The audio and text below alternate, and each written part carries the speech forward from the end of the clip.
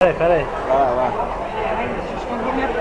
Essa aqui foi a comemoração do aniversário do nosso amigo Bruno, certo? Camarada fechamento aí, entendeu? E a gente não podia deixar de confraternizar e comemorar aqui no Estrela do Sul, aqui, nosso amigo.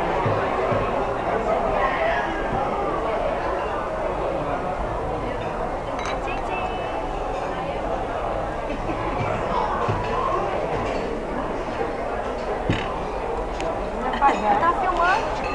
Fala agora, pô. Bruno, te amo! De Cabanagem, da Sul.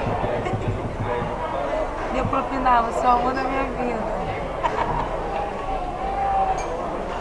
Deu propinar no mistério dele. Bruno é parceirão, irmãozão.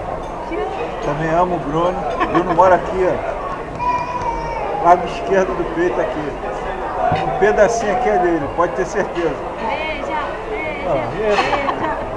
Nilson Rosquinha. Pra você, Brunão. Tchau, pá. Pá.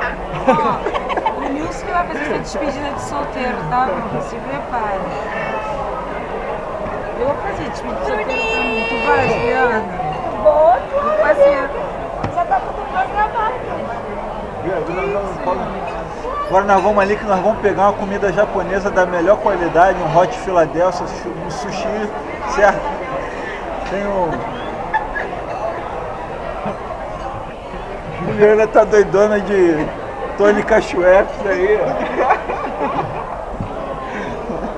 Bebendo água direto, cheio de dor, vou passar ele na farmácia ali.